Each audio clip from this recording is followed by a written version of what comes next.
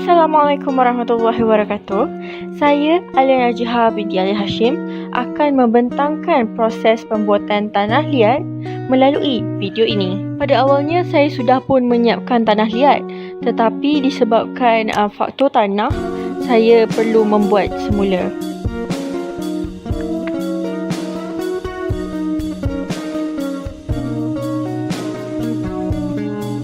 Pada kali yang kedua, saya pergi ke bekas tapak sungai dan menggali 2 hingga 3 kaki ke bawah.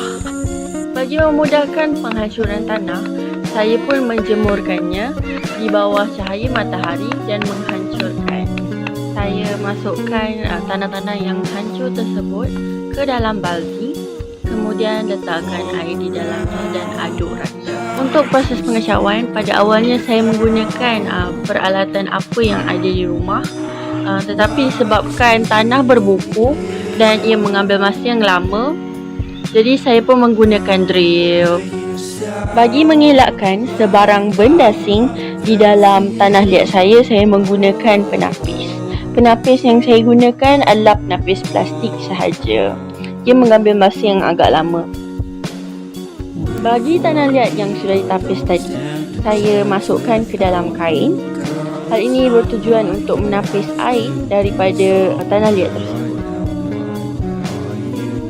Berikut merupakan proses pengingkatan kain pada tanah liat saya. Pengingkatan ini perlulah dilakukan dengan ketat agar akses air dapat dikeluarkan. Setelah diikat ketat, saya gantungkan kantong tadi di dalam baldi.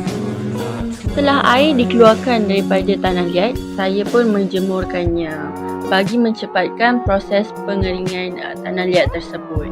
Saya menguji kondisi tanah liat untuk mengetahui kalau ia masih lembik ataupun sudah sedikit pejal. Semasa proses penjemuran berlaku, saya sentiasa memeriksa tanah liat saya agar tidak terlalu keras. Saya menguji tanah liat saya untuk melihat fleksibelnya. Hal ini dapat dibuktikan sekiranya tanah tersebut tidak patah apabila dibengkokkan. Semasa proses pengujian flexibility tanah liat saya dapati bahawa tanah pertama saya ambil amat berbeza dengan tanah yang kedua. Perbezaan dapat dilihat daripada segi warna, tahap flexibility tanah tersebut dan ketepuan tanah, di mana tanah yang pertama lebih cair dan susah untuk kering berbanding dengan tanah yang kedua. Apabila tanah sudah sedia, saya bungkuskannya dan bawa masuk ke dalam rumah. Setelah proses pengulian dilakukan dan tanah diasingkan, saya cuba menguji kepadatan tanah tersebut. Hal ini dapat dibuktikan sekiranya tiada rongga tanah tersebut, maka tanah tersebut sudah sedia untuk digunakan. Jika masih terdapat rongga, maka ia perlu diuli sekali lagi. Apabila tanah tersebut sudah diuji kepadatannya dan terbukti padat, maka ia perlu dimasukkan ke dalam plastik agar tidak terdedah daripada udara. Hal ini kerana udara boleh membuatkan tanah liat tersebut mengeras dengan sangat cepat. Apabila tanah liat sudah sedia, saya terus membuat tembikar.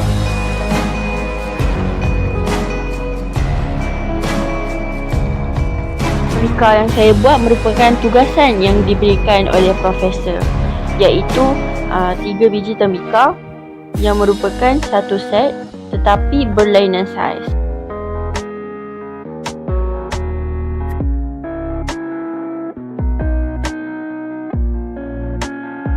Bentuk tembikar yang saya buat adalah mangkuk.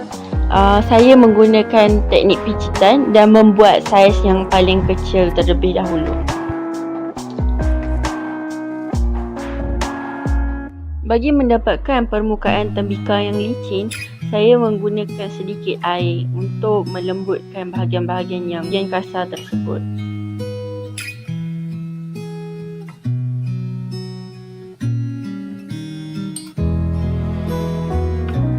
Untuk pertama kali membuat tembikar bukanlah sesuatu perkara yang mudah, kerana saya menghadapi masalah di mana beberapa kali tembikar saya tidak jadi, seperti berlubang, sengit sebelah dan sebagainya.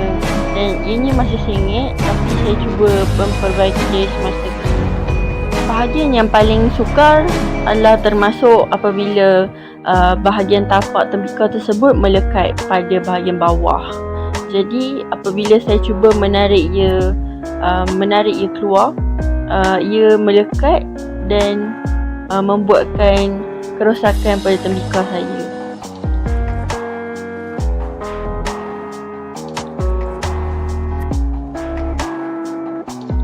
Selain itu, saya juga menghadapi kesukaran dalam mengimbangi setiap bahagian tembikar saya agar tidak terlalu berat dan tidak terlalu ringan.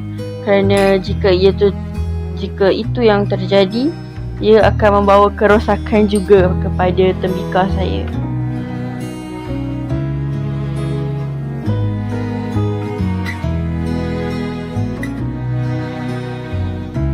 Alhamdulillah, inilah hasilnya. Mari kita jemur. Tembikar kecil saya sudah sampai tahap pengeningan base square, manakala tembikar-tembikar lain masih berada di tahap bone dry.